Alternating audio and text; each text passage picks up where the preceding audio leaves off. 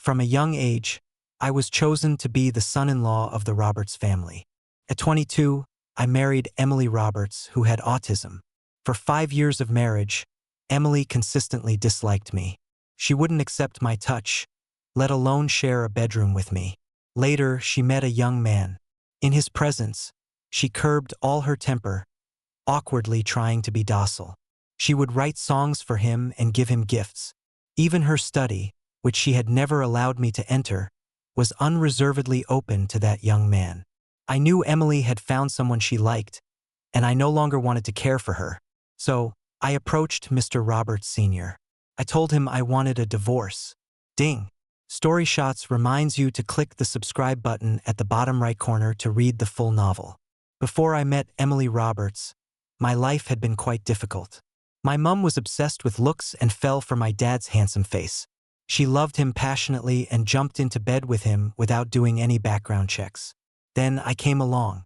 It wasn't until after I was born that my mum discovered my dad was from a wealthy family. The kind that could ensure she'd never have to worry about money again with just a wave of their hand. The bad news was my dad had married into this rich family. In other words, he was a social climber who had used his wife to enter high society. And my mum? She was his mistress. When the wife came to catch them in the act, she found my mum. Despite how arrogant my dad acted around my mum, he was as submissive as a dog in front of his wife.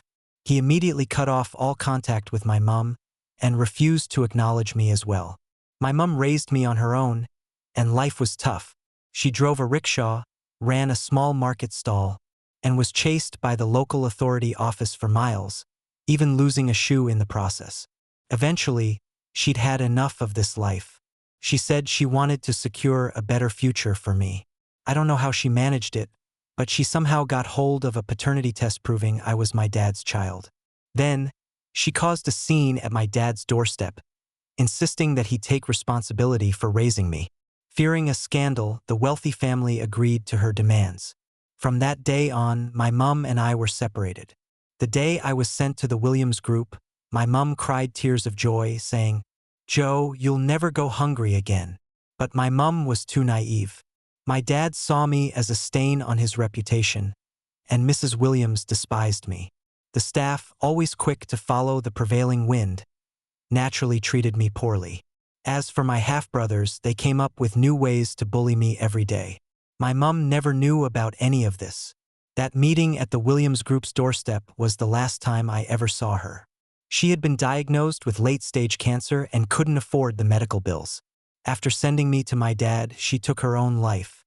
I grew up in the Williams household as an adopted child, always treading carefully. At 17, I met a girl there. She had pricked her arm on a rose thorn, and blood was trickling from the wound. But she seemed oblivious to it, listening to music with her headphones on in the garden. After some hesitation, I brought her some iodine to clean the wound and put a plaster on it. Later, I learned that this girl's name was Emily Roberts. Her grandfather had brought her to visit the Williams Group. For some reason, Mr. Roberts took a liking to me and wanted me to marry his granddaughter. The Roberts Group was an old, established family, so my dad readily agreed. When my brothers heard the news, they mockingly said, "You think you've hit the jackpot. If it was such a good match, why would it fall to you?" That Emily has had autism and bipolar disorder since she was little. She's not normal. But because of my engagement to Emily, Mrs. Williams finally started treating me better. My life in the Williams household improved considerably. At least they stopped bullying me. I often thought about that first encounter, the quiet girl listening to music in the garden. She had no idea how much she had inadvertently helped me.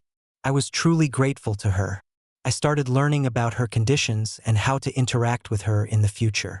Then, at 22, under the arrangement of both families, I married Emily Roberts. I had no idea Emily Roberts was so averse to marrying me. After our wedding, she never gave me a kind look. She wouldn't allow me to touch her, let alone share a bed. On our wedding night, she flew into a rage in our bridal suite. "Get away from me. Don't stay in my room. Get out."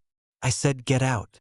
I hung my head in humiliation, a wave of embarrassment washing over me. That day, Mr. Roberts, Emily's grandfather, came to see me. He explained that Emily had always been a loner, uncomfortable with physical contact. The housekeeper who had cared for Emily since childhood had recently passed away, leaving Emily in a particularly fragile state. He asked me to be patient and give Emily some time. I nodded in agreement. From then on, I took on the responsibility of caring for Emily. I shuttled between university and the Roberts estate. I had to remind Emily to take her medication, regularly take her for checkups at the hospital, and manage her diet and wardrobe. Fortunately, Emily wasn't completely unresponsive. She gradually began to acknowledge me. For instance, she stopped telling me to get out every time she saw me. When she found me asleep on the sofa, she would awkwardly drape a blanket over me. And when she was feeling low, she would even seek comfort from me in her own hesitant way. But she still refused to share a bed with me. The Roberts family had only one heir, and Emily was the only child of her generation. Mr. Roberts was eager to have a great-grandchild and pressured me many times. But in such matters, if she wasn't willing, there was nothing I could do. Finally, in our 5th year of marriage, Mr. Roberts lost all patience. Without my knowledge, he sent Emily to my room. He drugged both of us. Then he locked the door, trapping us inside. I remember that night vividly to this day. Under the influence of the drug, her eyes were hazy as she clung to my neck, refusing to let go. I still had a shred of rationality left and pushed her away, gasping for air. She cried fiercely, removing her clothes, begging me over and over, "It hurts. Help me. I can't bear it." I tried my utmost to control myself. I smashed a vase and cut my wrist with a shard, trying to regain my senses. But the drug Mr. Roberts had given us was too potent. Even the pain couldn't bring me back to my senses. Finally, as she trembled and tore open my shirt, I embraced her and responded to her advances. We lost ourselves in a suffocating passion until dawn broke. The next day at noon, I was awakened by the sound of things being thrown about. Emily Roberts flew into a terrible rage. She smashed my mobile phone, broke the TV hanging on the wall, and knocked over tables and chairs with a clatter. When she saw me wake up, she walked up to me with a mirror in her hand. The mirror reflected my appearance. My hair was disheveled, and there were scratch marks on the side of my neck. She pointed at my reflection in the mirror, her eyes filled with undisguised contempt. "You're forcing me. It's disgusting. I hate you. I don't want to see you again." With that, she turned and ran out. I quickly changed my clothes and went after her. But by the time I got outside, she had vanished without a trace. I didn't even stop to eat, searching from noon until the early hours of the morning. I looked in almost every place she usually frequented, but I still couldn't find her. As I leaned against the front door, gasping for breath in despair, Emily finally returned at 1 o'clock in the morning. There was a young man standing beside her. He had a dimple when he smiled, looking very fresh-faced. The young man looked down at her and said, "I've never met anyone with such similar interests as you before. Meeting you has been the greatest reward of this concert." It was then that I realized Emily had gone to a concert by herself. Her phone had died, and she couldn't remember the way home, so the young man had brought her back. Emily walked very slowly, taking a long time to cover the short distance home. They talked about music, discussing composers and performers I didn't know. Emily had loved music since she was little. She had studied under famous teachers and, after graduating, opened her own studio where she composed many well-known pieces. I stood silently by the front door, listening. They chatted for 30 minutes, but Emily never noticed I was there. It wasn't until Melinda Rogers, our housekeeper, couldn't stand it anymore and spoke up, "Miss, it's very late. You should go to bed. The young master has been waiting for you." The young man looked over at the sound of her voice, slightly startled, and asked Emily, "Is this your husband?" Emily's face showed embarrassment. After a moment of silence, she nodded. Then she quickly added, "Forced marriage. I don't like him. I really hate him." At that moment, I stood there frozen. A sense of shame inexplicably welled up, making me suddenly feel like I wanted the ground to swallow me up. The young man's name was Chaz Hughes. Chaz patted her on the shoulder and smiled, his eyes crinkling. "It is getting late. We'll meet again another time." From that day on, my relationship with Emily hit rock bottom again. She wouldn't say a word to me. On her birthday, I gave her a new pair of over-ear headphones. I'd heard the sound quality was excellent, and they had sold out many times. I had specially pre-ordered them 6 months in advance. But Emily just took a lighter and burned the headphones to pieces right in front of me. "I don't like you, and I don't like anything you give me. Rubbish. I don't want it." That year on her birthday, she went out to spend it with Chaz. Ever since that first meeting, she had kept in touch with Chaz. When she came back that night, she was wearing a silver ring. It was a birthday gift from Chaz. I looked at the scattered remains of the headphones on the floor, feeling an endless fatigue deep in my heart. The next day, Mr. Roberts suddenly called, asking me to come to his study. He wanted me to fetch a document and give it to his secretary. But I remembered that Emily had always forbidden me from entering the study. I hesitated. Mr. Roberts urged me, saying the document was urgently needed and his secretary was already waiting at the door. After thinking about it, I went to get the document. Before I left, I made sure everything in the study was back in its original place. But Emily found out that I had been in the study. Her phone was connected to the study's security camera. She rushed back from her studio, her brow furrowed with anger. "You can't go in there, you're not allowed." Her emotions spread through the room like an invisible storm. Because I had gone into the study to fetch a document. She even had people clean the entire room from top to bottom. I stared at her blankly, voicing the doubt in my heart. Why can't I go in there? Lately, Emily often invited Chaz to come and sit in the house. They would discuss music in the study, staying there for entire days. Why was Chaz allowed, but not me? Also, I'm not dirty. So why did you call people to clean the study? Her expression grew even colder. "He's different from you. He understands music. He's a kindred spirit. You don't understand. You going in there is polluting it."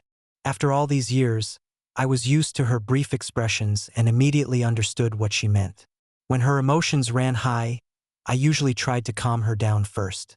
But this day, even knowing she was very angry, I couldn't bring myself to soothe her as I usually did. I closed my eyes for a moment. "Emily, the way you speak is really hurtful." At that moment, my low blood sugar acted up, and I stumbled, taking a step back. But unfortunately, I was standing in front of the study door. The door wasn't closed, and as I stepped back, I accidentally entered the study. Emily mistook this for a provocation. Her eyes were fierce, the veins on her hand standing out. She pointed at me and said many harsh things, which ultimately boiled down to 3 sentences. "Get away. This is my house, not yours. Get out. Don't ever show up in my house again." This wasn't the first time I had heard such words. When I first entered the Williams family, my half-brothers had said the same thing to me.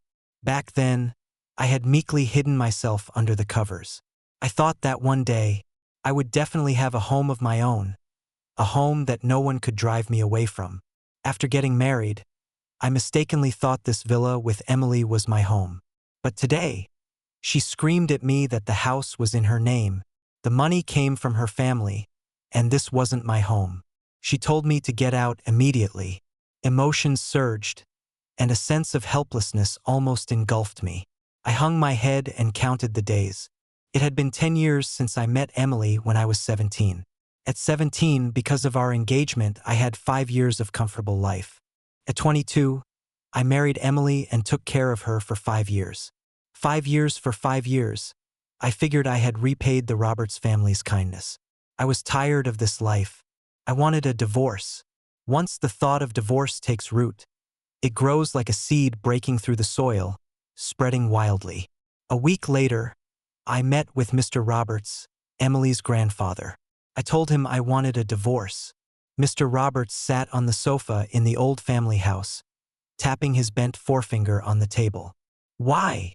he asked. I told him that Emily had found someone she liked. She would control her temper in front of that person, awkwardly trying to be sweet. She would write songs for him, give him gifts, stubbornly trying to make him happy. With Chaz around, Emily's mood would improve significantly. Objectively and subjectively, he was more suitable for Emily than I was. After hearing this, Mr. Roberts remained silent for a while. Finally, he cleared his throat and asked me seriously, "Joe, do you know why I chose you as my granddaughter's husband in the first place? Because I gave Emily a plaster?" I asked. He shook his head. "No. I investigated you. I knew you had a kind heart, and I also knew your awkward position in the Williams family, where you weren't well regarded. You needed this marriage. After the engagement, your life would improve considerably, given the Roberts family's influence. Because of this, you would see Emily as your lifeline, being grateful to her, accommodating her, even indulging her. When I learned you chose to study psychology at university, I knew I hadn't misjudged you. You were indeed like that." He sighed. "A child born into a family like Emily's would naturally be highly sought after if she wasn't ill. But she happened to be ill. She's my only granddaughter. Of course, I had to plan for her, to find her an absolutely loyal husband who would take care of her for life. This Chaz you mentioned, I don't know what kind of person he is. I'm not comfortable entrusting Emily to him." At this point, he looked at me and spoke frankly. "Joe, you grew up in the Williams family. You know what life in high society is like. It's not uncommon to have affairs, let alone one. Compared to that, Emily's pure nature is truly rare. Moreover, as long as I'm around, no one can shake your position in the Roberts family. What more could you ask for?" I understood his meaning, but I didn't want to spend the rest of my life looking after someone with autism, living a life where I could see the end from the beginning. Emily pushed me away. I told Mr. Roberts seriously. Now my presence only irritates her. Recently, her episodes have become more frequent. Hearing this, Mr. Roberts's expression finally became grave, and he reconsidered my relationship with Emily. After a long while, he finally relented. "Joe, I'll think about the divorce. You can go now. Also, Emily is still your wife. We need to get her opinion on this matter as well." I nodded and stood up to leave. Why wouldn't Emily agree? She'd probably be eager to sign the divorce papers. Today, a light spring rain had been falling, and the wind outside was strong. As I left the old house, I saw Emily. She was standing by the partially open door, wearing a white dress and holding an umbrella. A large puddle of rain had collected at the tip of the umbrella. I didn't know how long she had been standing there or how much she had heard. The moment she saw me, she pressed her lips together, her face turning pale. "You said you want to divorce me?" After receiving my affirmative response, Emily Roberts fell silent for a moment, seemingly lost in thought. After a while, she asked me, "Will you still take care of me after the divorce?" I was taken aback and chuckled wryly. "Emily, the meaning of divorce is that we become strangers to each other. I'll no longer be your husband, and I won't have any obligation to take care of you." "I see," she replied. The rain started to fall harder, the droplets slanting through the air, soaking half of her shoulder. Emily looked at me seriously and shook her head. "No divorce." I truly hadn't expected her to not want a divorce. "Why?" I asked her. "If we divorce, no one will take care of me. Don't you like Chaz? He can look after your daily needs." But Emily stubbornly shook her head again. "No. He's very busy with his creations. He can't always be at home. You're free, you can take care of me."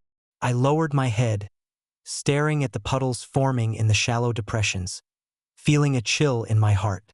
She believed Chaz had his own pursuits and was reluctant to confine him at home, while I, the person she saw as boring and mundane, was born to revolve around her. "Emily, if you need someone to take care of you, you can hire a caregiver. Before I came, wasn't Melinda Rogers taking good care of you?" I tried to reason with her, but she stubbornly insisted that I should be the one to care for her. As she spoke, her hands clenched into fists, her palms marked with deep scratches. This was a sign of her condition acting up. I didn't want to argue with her anymore and started walking back home. She followed behind me, repeating the words "no divorce" over and over. When I didn't agree, she began to scratch her hands until they bled. The Roberts family is wealthy. They could certainly afford to hire a caregiver. I couldn't understand why Emily was being so stubborn. When I asked her, she hesitated for a long time before uttering two words. Habit. Habits are formed gradually, I told her. Weren't you uncomfortable when I first started taking care of you? Everything has an adjustment period. With time and effort, you'll get used to it. But when she set her mind on something, she was more stubborn than a mule. Seeing that I wouldn't cooperate, she started shouting, "No, no divorce. You have to listen to me." I knew that at times like this, no amount of persuasion would work. I simply closed my mouth. Thinking I had agreed with her, the frown on her brow finally began to ease. The moment she saw Chaz Hughes at the front door, her eyes lit up instantly. The matter of divorce was pushed to the back of her mind. She went into the study with Chaz. Before entering, Emily made sure to lock the door, as if she was afraid someone might intrude. Soon after, the melodious sound of a piano drifted out, mixed with the hearty laughter of a man. Everything seemed full of life. When Chaz came out, it was already 10 o'clock at night. Outside, the rain was pouring down. Emily glanced at the heavy rainfall and called out to him. "It's raining, you'll catch a cold if you go out. Stay here for the night." Chaz smiled at her. "Silly, I didn't bring any pajamas. How can I stay?" Emily pointed at me. "He has some." "Well, we should ask your husband if he's okay with me staying tonight, and if he's willing to lend me his clothes," Chaz said, turning to me with a smile. But before I could answer, Emily jumped in. "He is." A shallow dimple appeared on Chaz's cheek as he smiled. "How can you answer for someone else?" Emily pointed at the house. "This is my home, not his." Then she pointed at the wardrobe. "The clothes, bought with my family's money. I make the decisions." So, Chaz turned to me with a smile and said, "Mr. Williams, I guess I'll be staying the night then. I hope I won't be disturbing your marital life."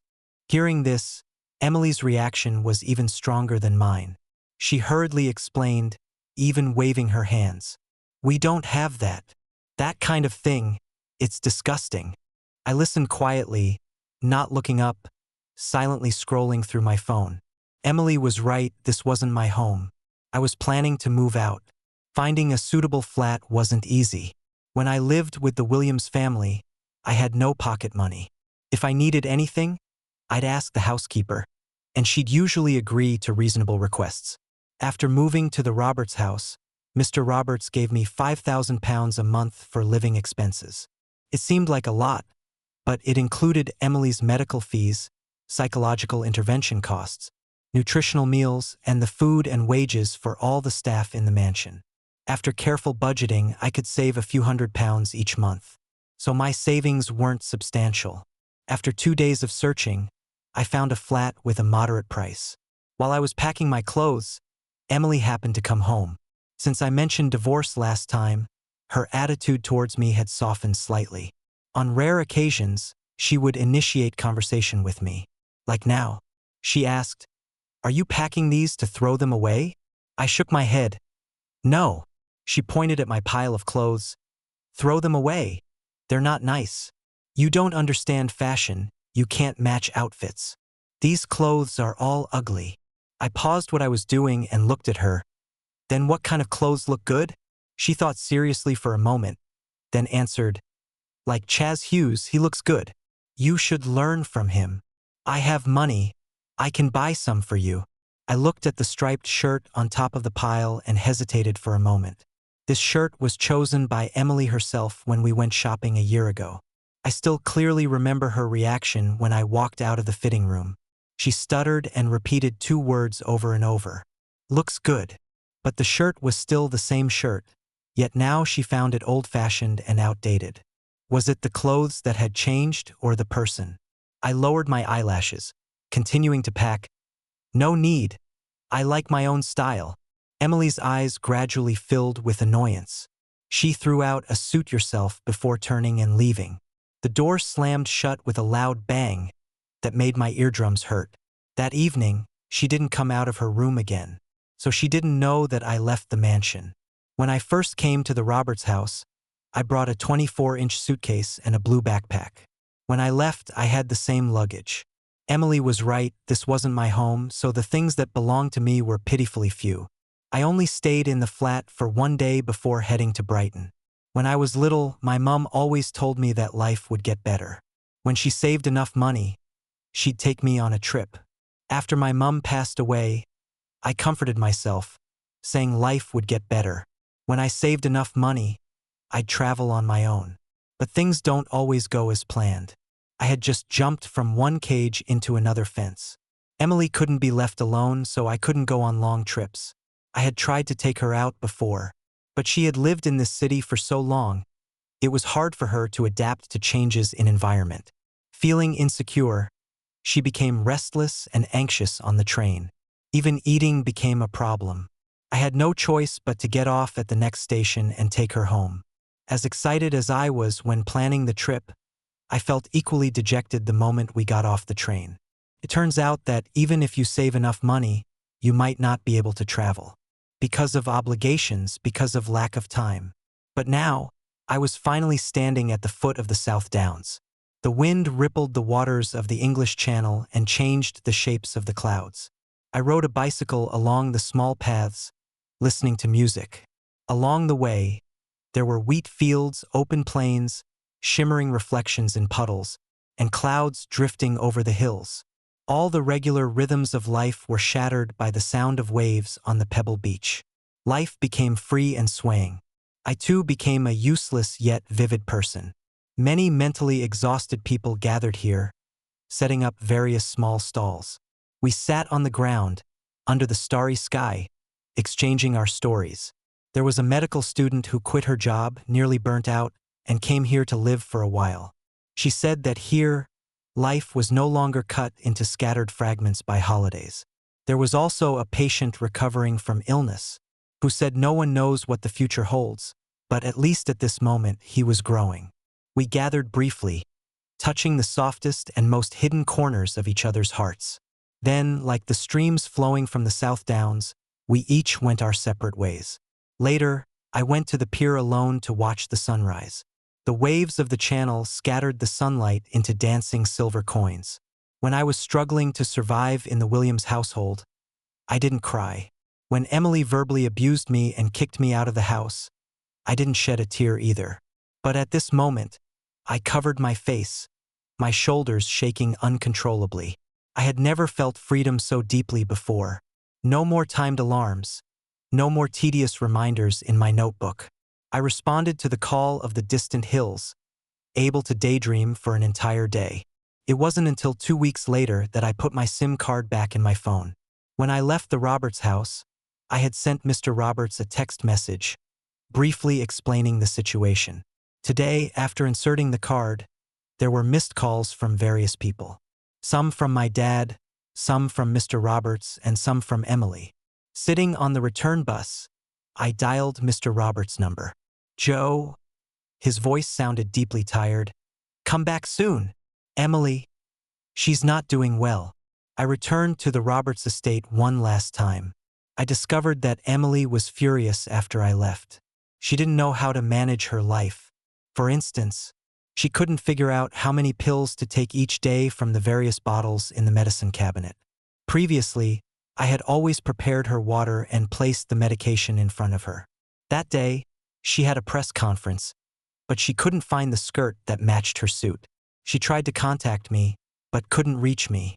According to the housekeeper, Emily had a massive tantrum. She smashed all the cups and bowls, knocked over the standing air conditioner, and even flipped the coffee table and cabinets. The house was in complete disarray. Mr. Roberts had no choice but to find a new housekeeper for her. However, the new housekeeper didn't understand Emily's needs and was at a loss. When I returned, Emily had lost a considerable amount of weight, her chin becoming noticeably sharper. Upon seeing me, she furrowed her brow and coldly turned her head away. "Humph, why did you come back?" she scoffed. Weren't you leaving? I hate you, liar. While I was away, Mr. Roberts had contacted my landlord. I don't know what he said, but the landlord refused to rent the flat to me anymore. So I brought my luggage back. Emily looked at the suitcase in my hand and let out a low grumble. The Williams Group doesn't want you. You have nowhere else to live. So you had to come back, didn't you? I didn't explain, silently moving my luggage back to my room. As I turned my back, Emily's lips curled into a slight smile. She seemed somewhat pleased. She didn't know the real reason for my return. Even though I lost the flat, I could have rented another. I could have even left the city and started a new life elsewhere. I had a long conversation with Mr. Roberts over the phone. I told him I had researched divorce law. I could file for divorce first, and it wouldn't matter if the initial petition failed. I would live separately from Emily for a year, then file for divorce again. According to the law, I would win the second time. He asked why I was so adamant about divorcing, given that I wouldn't get much money from it. Indeed, Mr. Roberts was very shrewd. Before the marriage, he had Emily and me sign a prenuptial agreement. All of Emily's assets, including her studio, were premarital property. If we divorced, I would leave with almost nothing. I know, but I still want a divorce, I said. My marriage to Emily has protected me for 5 years, and I've taken care of her for 5 years. We're even, and it's time to end it. On the other end of the line, Mr. Roberts was silent for a very long time. Just when I thought he was about to hang up, he said, I've hired a new housekeeper, but she doesn't know how to take care of Emily. Take care of her for 1 more month and ensure a smooth handover. As compensation, I won't interfere with the divorce, and I'll give you an additional £100,000. The offer was too generous to refuse. So Emily didn't know that this would be my last month by her side. The housekeeper said Emily hadn't been eating well while I was away. But that evening, Emily ate 2 servings of mashed potatoes. She grunted at me, "Praise me." I smiled and said softly, just like before, "Well done." The corners of her lips curved into a beautiful arc. After she returned to her study, I quickly told Sandra, the new housekeeper, she likes to be praised. You can compliment her often. If she makes a mistake, don't point it out immediately. Wait and casually remind her later. Sandra took out a small notebook and wrote down everything I said. I then took her to the medicine cabinet and explained how many times a day and how many pills Emily should take for each medication. The medication should be taken with water. Not too hot, preferably lukewarm water around 40 degrees Celsius. Her hair accessories and jewelry are in the second cabinet of the coat rack. She needs a cup of hot milk before bed. I told Sandra about Emily's habits, and Sandra took careful notes. After I returned, Emily's life got back on track, and she didn't have any more episodes.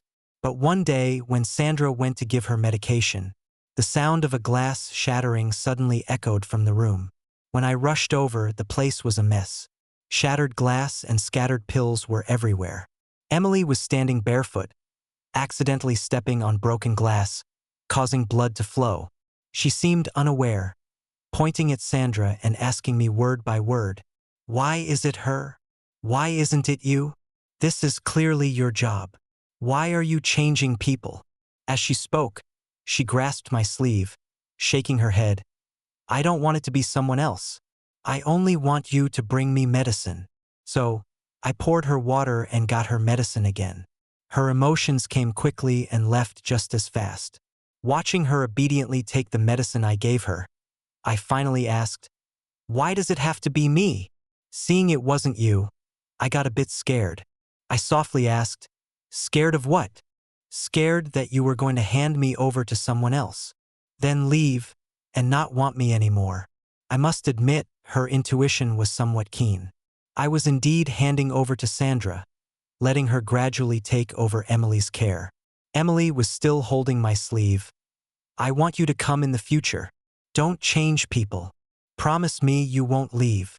Given Emily's stubborn nature, if I told her the truth, she would surely cause a scene. I didn't want to spend more energy calming her emotions. So, I looked into her eyes and lied. "All right, I promise you, I won't leave. And I won't change people. There were only 2 weeks left anyway. Just 2 more weeks of giving her medicine. Emily's lips curved into a satisfied smile. She didn't notice her leg was still bleeding. And this time, I didn't clean her wound with iodine as I usually would. She also didn't notice Sandra's pitying gaze. Everyone knew I was leaving. Only she was immersed in her own world. That afternoon, I saw Chaz again. He was standing at the entrance of the mansion, his gaze fixed on the floor-to-ceiling window of the study on the second floor. Emily was sitting by the window playing the piano. Chaz lingered for a long time but didn't go to see Emily. Instead, he came to me. He handed me a stack of yellowed sheet music. She's been looking for this piece for a while. Please help me give it to her. I was slightly taken aback. Emily is just upstairs. Won't you go yourself? No. Chaz shook his head, a bitter smile appearing on his lips. She doesn't want to see me anymore. It was then I realized that while Chaz used to visit the Roberts house every other day, he hadn't been around lately. Even the ring he had given Emily had disappeared. Mr. Williams, Chaz spoke softly, interrupting my thoughts. He asked me, "You can tell I like Emily, can't you?" I nodded. It was so obvious. I couldn't have missed it.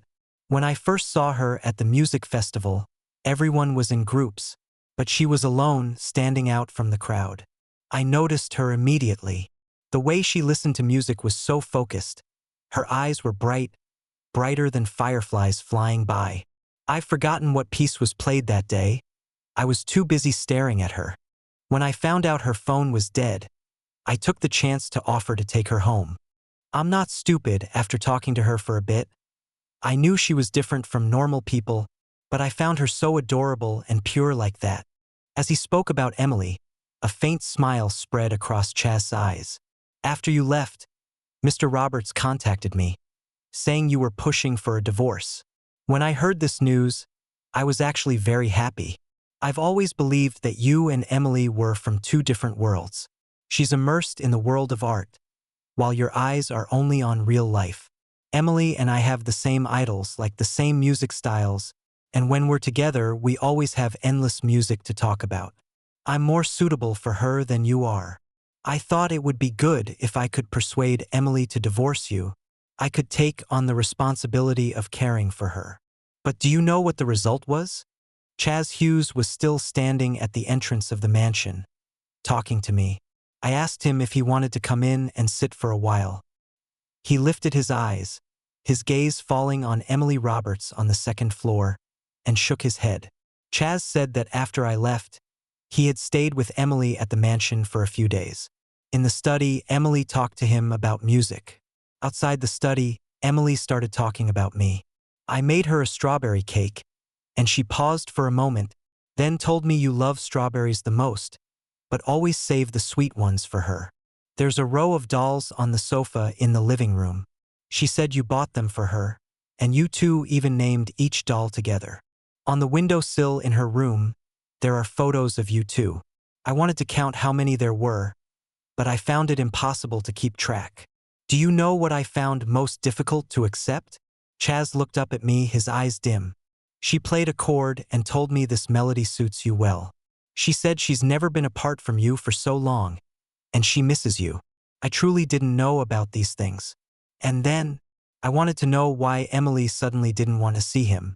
Then I suddenly realized that in all the time I've known Emily, apart from music, she's never talked to me about anything else, and we've never had any physical contact.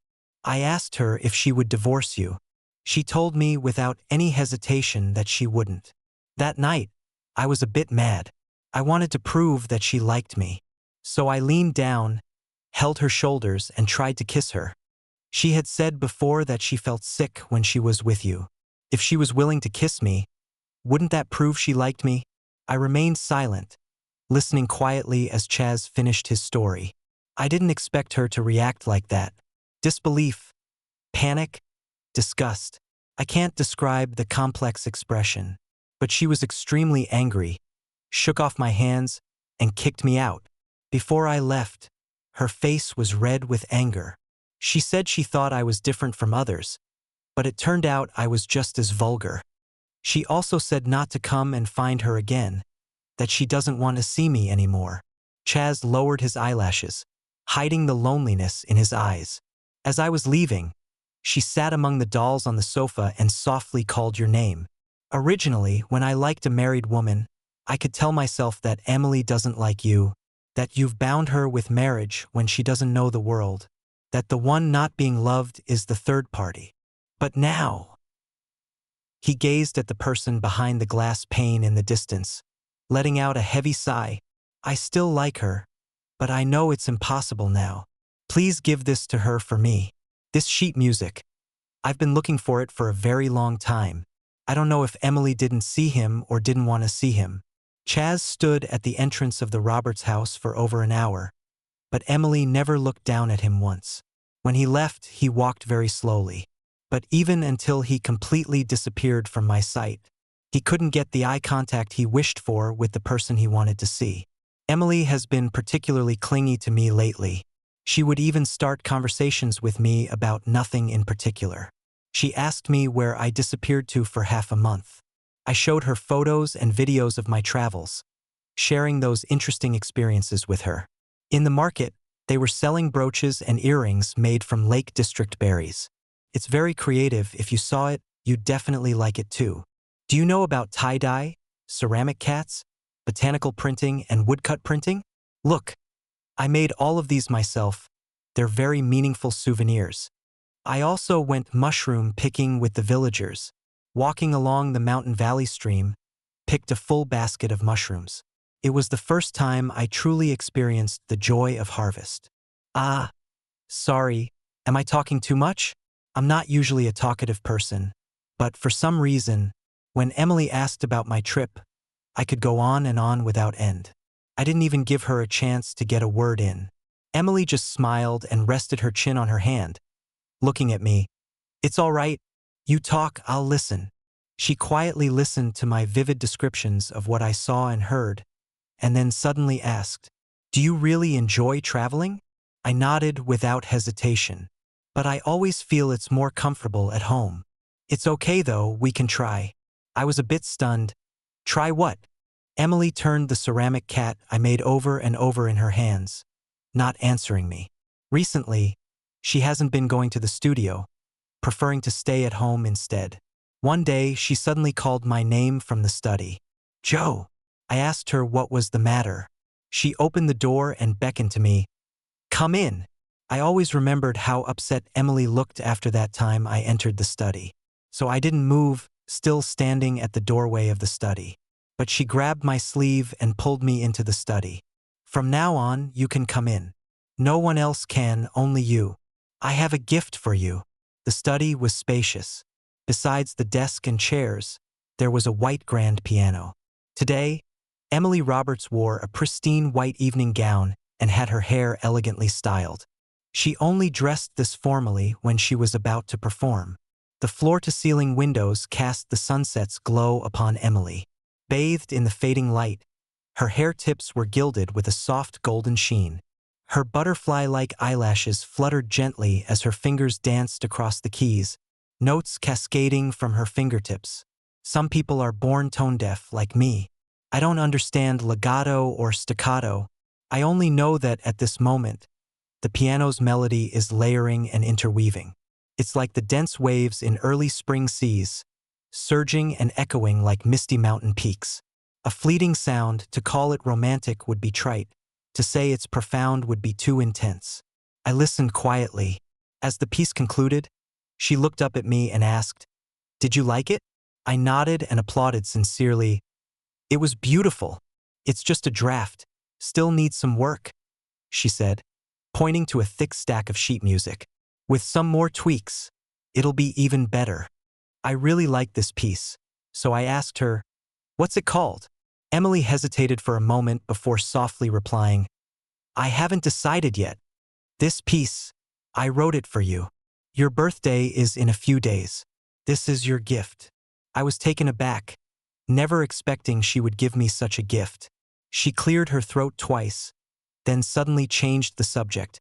"Do you know why I became ill?" I had asked Mr. Roberts about this before, and he told me Emily's condition was due to negligent care by the nanny. But Emily told me differently. It had nothing to do with the nanny. It was my parents. She fell silent for a moment, as if wanting to explain the whole story to me.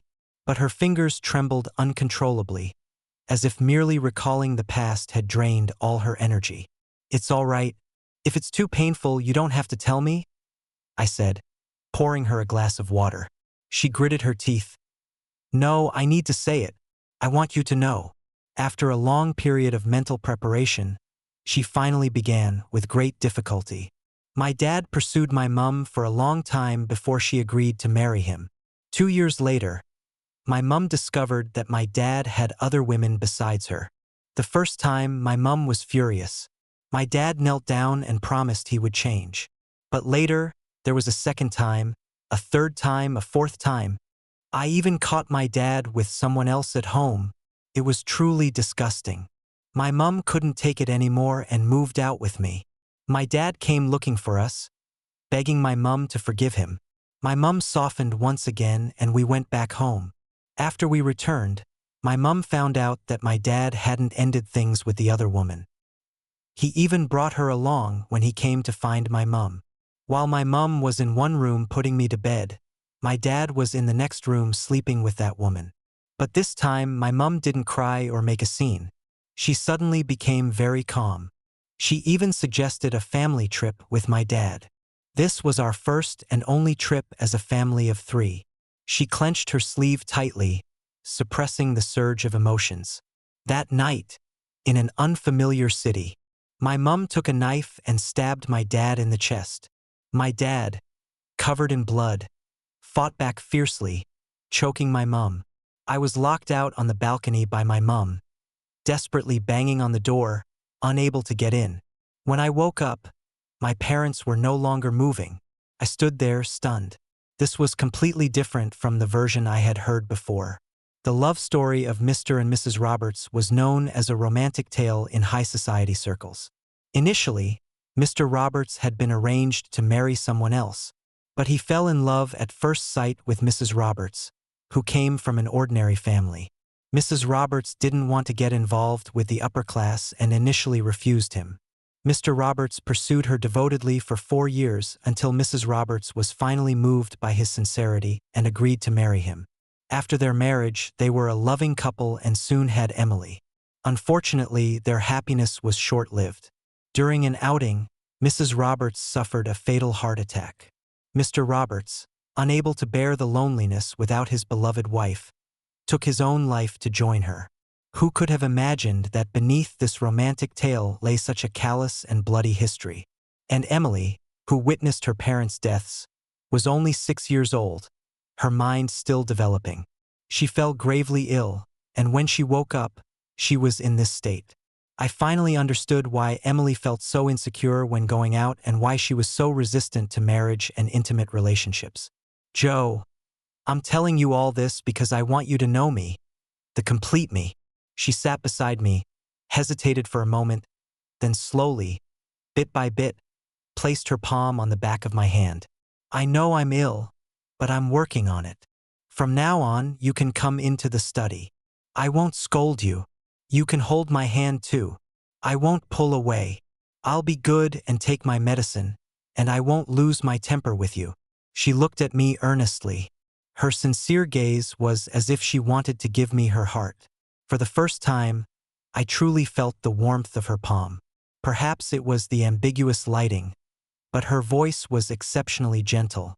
"Joe, let's go on a trip together. I'll try to visit a new place. When we come back, we'll celebrate your birthday."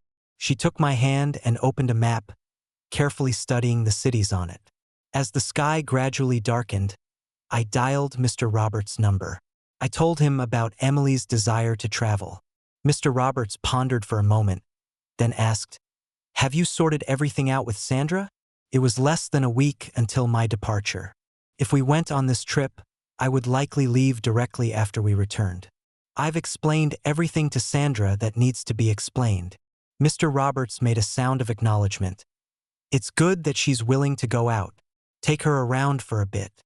After much discussion with Emily, we decided to take a trip to the Scottish Highlands together. Emily and I researched travel guides together and planned our itinerary. She's a very organized person. She created a packed schedule, even deciding in advance what we would eat each day.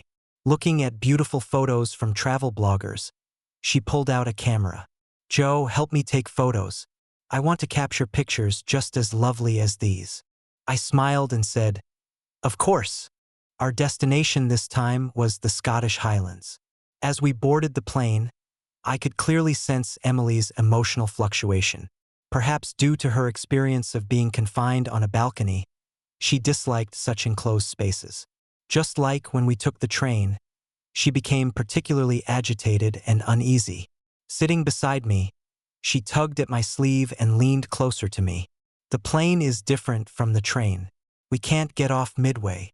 If you're not feeling well, we can go back. Don't force yourself." Emily pressed her lips tightly and shook her head. "It's fine. Let's go. I don't want to spoil your excitement again." When the plane took off, she held my hand, her palm covered in fine sweat. Midway through the flight, we encountered strong turbulence, and the plane shook violently. Emily kept her eyes closed the entire time, as if she were taking a nap, but her sweat-dampened bangs and the tight grip on my hand betrayed her current emotions. She was very nervous. After landing in Inverness, we still had a 4-hour drive ahead of us. Emily remained extremely vigilant. The completely different climate and environment made her more anxious and sensitive than usual. I comforted her throughout the journey, and she forced a smile at me. "Joe, I'm fine." Believing her, I took her to our hotel suite and had a hot shower first. When I came out, I saw Emily crouching in the corner, her whole body trembling slightly. Seeing me, she took 2 deep breaths, opened her suitcase, rummaged through it, and took 2 pills to calm her emotions. Before I could speak, she stood up, pretending nothing had happened. "I'll go shower now. I'm fine, really fine. Don't worry." That night, she tossed and turned for a long time, seemingly unable to sleep. For years, she hadn't left her bed in the mansion, so she was probably not used to a different bed. I asked softly, "Would you like me to tell you a bedtime story?" "It's okay. I'm about to fall asleep. You sleep too. Tomorrow we'll see the Highlands together." After that, she stopped turning, lying still as if she had really fallen asleep. But the next day, the dark circles under her eyes revealed the truth that she hadn't slept well all night. She ate very little and often popped pills into her mouth. Originally, I was looking forward to the Highlands, but seeing her in such a poor state, my thoughts were all focused on her. I didn't even get to appreciate the morning mist over Loch Ness. No matter what, I brought her here, so I needed to take good care of her and bring her back safely. Emily pointed to the rolling hills in the distance. "Don't look at me. Look over there." "I'll go over there. You help me take photos." But the person in the lens was shaking uncontrollably. Other tourists who saw her let out a soft "oh" sound. "Why does she look so pale? It's like altitude sickness." "That can't be. The elevation here isn't even 2,000 meters." Emily looked at me, trying to explain. "I just need to adjust. It's fine. You go take photos instead. You go." She refused to face the camera directly, asking me to go and take photos. We took many pictures, but she was never quite satisfied. "No, not like that." I asked her what was wrong, but she didn't answer, her hands almost twisting her sleeves into a braid. An old man passed by us, shaking his head and sighing. "Young people these days really love taking photos. Your girlfriend looks so pale, and instead of taking her to a hospital, you're still here taking pictures." Emily lowered her head in embarrassment, staring at her shoe tips, and took a deep breath. "Joe, let's take photos later. Let's go for a walk first." We walked together on the vast grassland, while nearby couples ran freely against the mountain breeze. Looking at their silhouettes, I sighed softly. How free they are! She tried to quicken her pace, to run with me in the wilderness. But the unfamiliar surroundings made her extra cautious, and she couldn't experience freedom like ordinary people. She could only say to me, "Joe, why don't you run? I'll record it for you." "No need. Let's walk slowly together. Along the way, there were many hay bales rolled up by shepherds, and cattle and sheep often passed by. It was quite peaceful when we stood still. Emily didn't speak. The corners of her mouth twisted into a self-mocking curve. We had been out for 3 days, and she had visibly lost weight, looking much more haggard. If travel was meant to recharge me, for her, it was a form of torture. Suppressed emotions always have a moment of eruption. That day, I went to try horseback riding. Emily stood still, raising her camera to take photos of me. The horse opened its 4 hooves, gradually increasing speed, changing from a slow walk to a trot. Emily held up the camera, pressing the shutter again and again. I was engulfed by the feeling of galloping, slowly closing my eyes. Then, a shrill scream pierced my ears. I quickly came to my senses. It was Emily's voice. Emily Roberts had an episode. The trigger was a couple nearby. For some reason, this pair started arguing fiercely. The man threatened to beat his wife when they got home. The woman retorted that if he dared to leave, she'd stab him to death. Their words were harsh even for a marital spat. Everyone around them moved away, except Emily, who slowly turned to stare at them. As their argument escalated, Emily's breathing became heavier. Perhaps it was due to the high tension of the past few days, or maybe it reminded her of some unpleasant memories. When the man pushed the woman to the ground, Emily rushed over to shield her. Then she had an episode. When Emily has an episode, she can't control her emotions. I stayed by her side, comforting her over and over again. It wasn't until sunset that she gradually calmed down. "Joe, I'm sorry for worrying you," she said, sitting on the grass with her knees pulled up to her chest, her eyes downcast. "It must be awful, coming out with me?" I shook my head gently. "No, it's not awful. But you're not happy.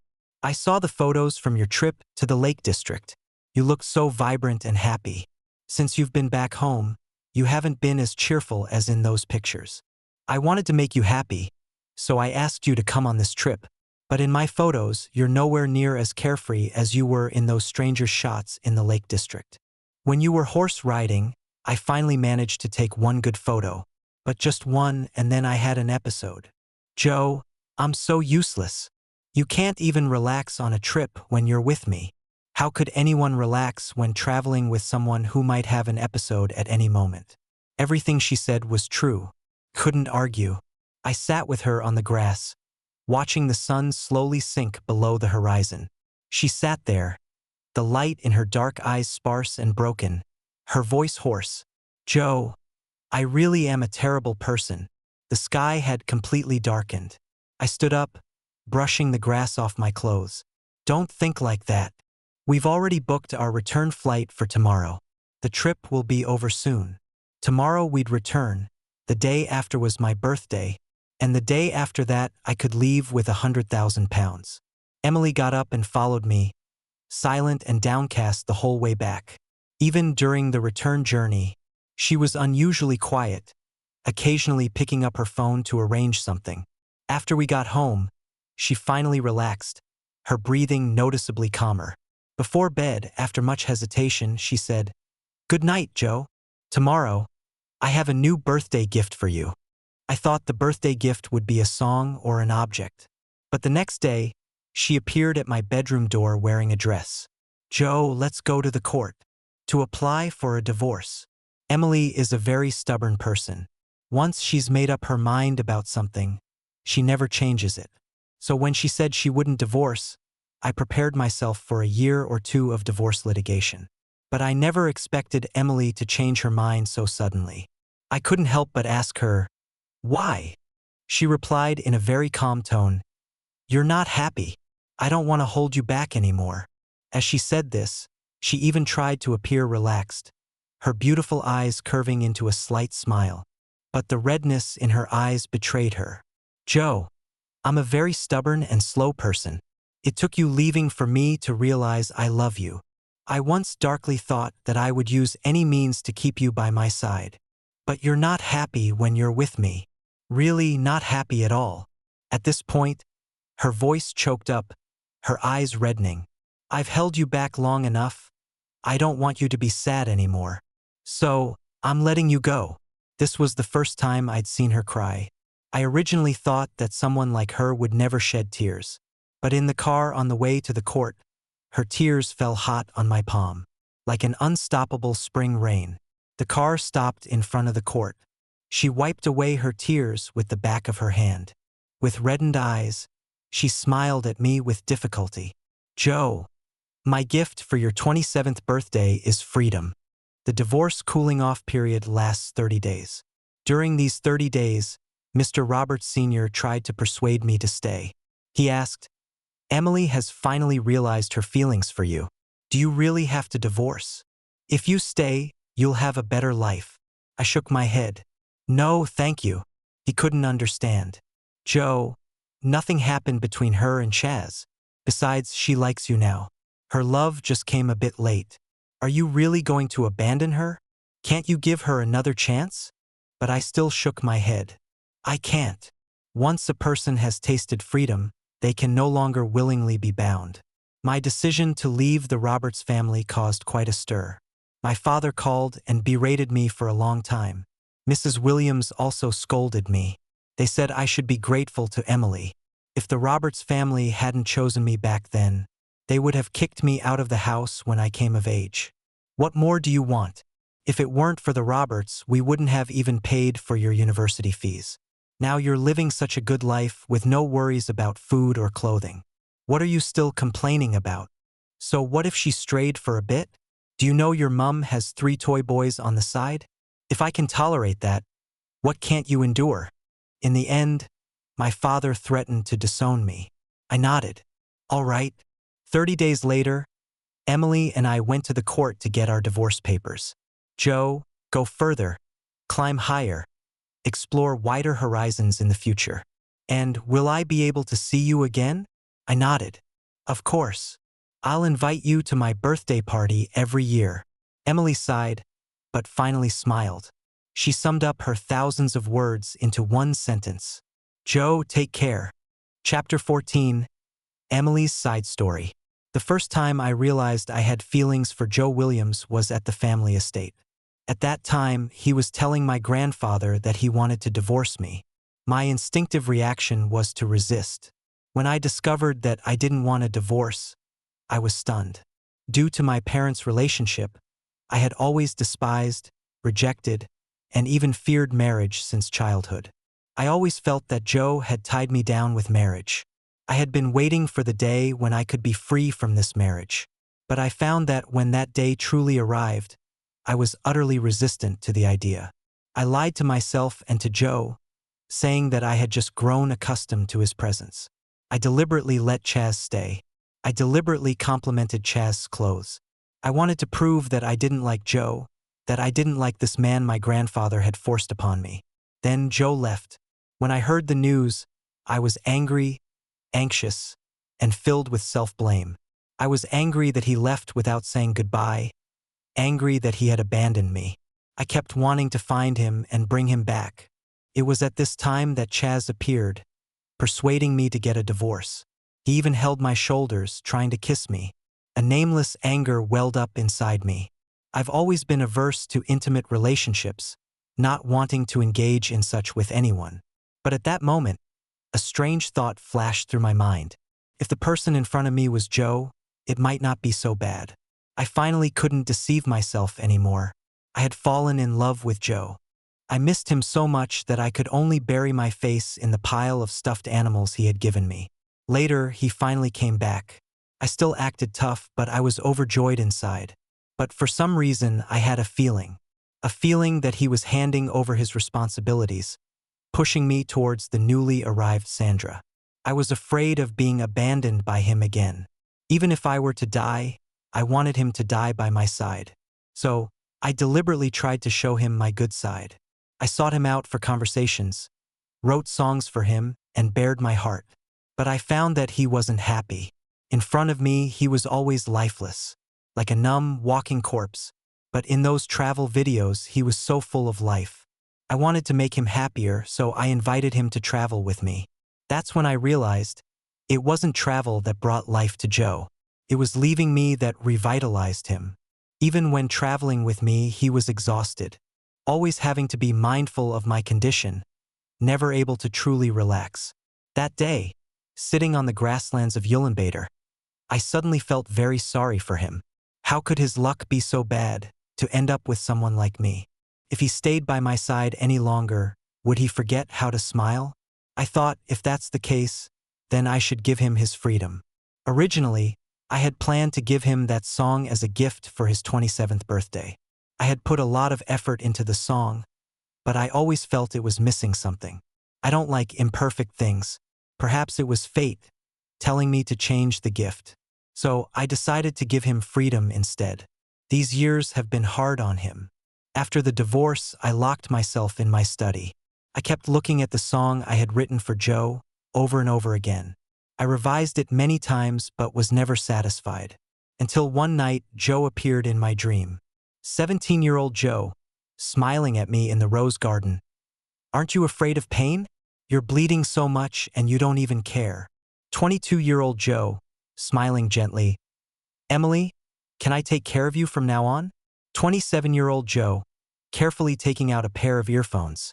"Here, your birthday gift. I had to fight hard to get these." When I woke up, my pillow was already wet. I knew what the song was missing. I shut myself in the study for 2 days, then went to the studio to record it. This is the best song I've ever written. It's called To Joe. This song is dedicated to my eternal love. To Joe became very popular, and I gifted the copyright to Joe. It was meant for him in the first place. We agreed to meet once a year, and the rest of the time, I could only see him through his social media accounts. I watched every video he posted. He went horseback riding, car racing, skiing. The gentle and patient Joe who used to take care of me had such an unrestrained soul hidden inside. A vigorous grass, gradually withering by my side. After leaving me, he flourished like encountering a spring breeze. That's wonderful. From then on, year after year, I look forward to Joe's birthday. Because only on that day can I see him, the thriving him. Chapter 15. Joe's Side Story. This year on my birthday, many of my friends came. Emily was still the earliest to arrive, sitting quietly in the corner. Every birthday, she would bring me a gift. Not necessarily expensive, but always thoughtful. Mr. Roberts Sr. once asked me if I wanted to remarry Emily. He said that since I left, Emily had remained single. I chuckled silently and shook my head in refusal. I had once truly loved Emily. She was the girl of my teenage dreams. But as years passed like flowing water, love eventually wore away. She too became someone I left in yesterday.